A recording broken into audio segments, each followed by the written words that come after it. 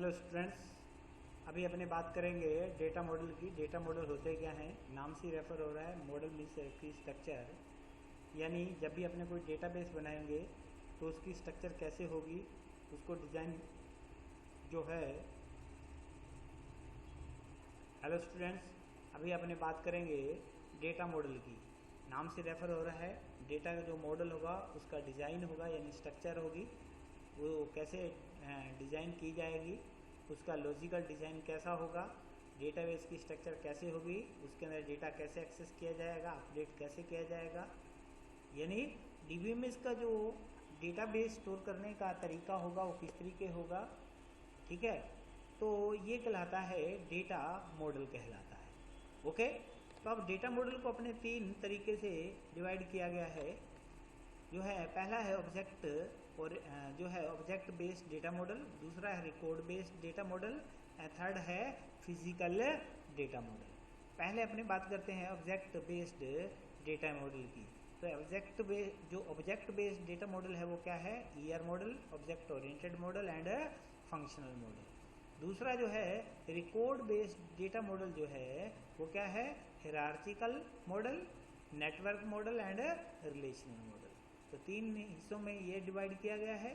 और physical data model को आगे फर्दर डिवाइड नहीं किया गया है, ऑब्जेक्ट बेस्ड डेटा मॉडल को और रिकॉर्ड बेस्ड को आगे फर्दर डिवाइड किया गया है। सबसे पहले अपने बात करते हैं ऑब्जेक्ट बेस्ड डेटा मॉडल की।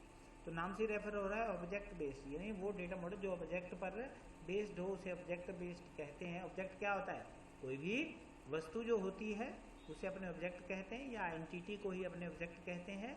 यानी इसके अंदर क्या होगा, एंटिटीज होंगी और उसके अंदर एट्रीब्यूट होंगे। एट्रीब्यूट दो एंटिटी के बीच में रिलेशनशिप होगा। तो किस तरीके डिस्क्राइब किया जाएगा, तो इस मॉडल के अंदर यानी ये चीज स्टडी की जाती है, इसलिए इसको ऑब्जेक्ट बेस्ड डेटा मॉडल कहते हैं।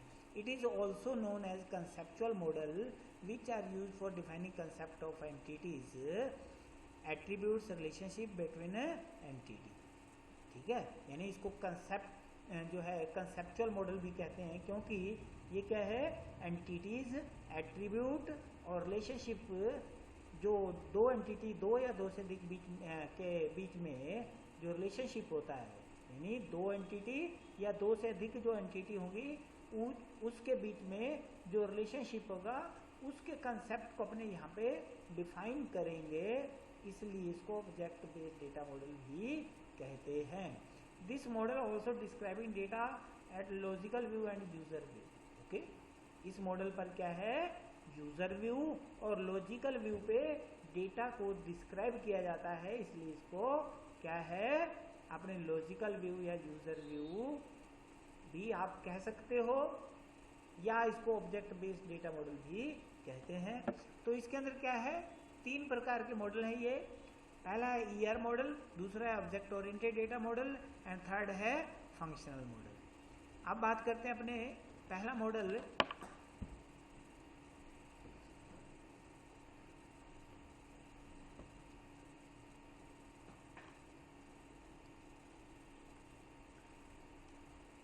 ईआर मॉडल क्या होता है। ईआर मीन्स होता है एंटिटी रिलेशनशिप।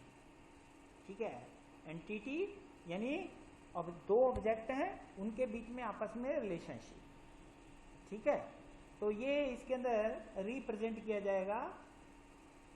ई मीन्स एंटिटी, आर मीन्स होता है रिलेशनशिप। तो E R stand for entity relationship. It is high level conceptual model which describe the structure of database graphically. Okay, तो इसके अंदर क्या है, ये हाई लेवल कंसेप्चुअल मॉडल है जिसके अंदर अपने जो डेटाबेस की जो स्ट्रक्चर होगी वो ग्राफिकली रिप्रेजेंट की जाएगी, यानी एक ईआर डायग्राम बनाया जाएगा। ठीक है, दो एंटिटी, दो या दो से अधिक एंटिटी होगी, डायग्रामेटिकली समझाई जाएगी और उसके बीच में रिलेशनशिप होगा, ये भी डायग्रामेटिकली समझाया जाएगा। इसलिए कहता है कि इसकी जो डेटाबेस स्ट्रक्चर होगी वो डिस्क्राइब जो है ग्राफिकली डिस्क्राइब की जाती है, इसलिए इसको ईआर डेटा मॉडल कहते हैं। This model is use to define the data element and relationship for a specified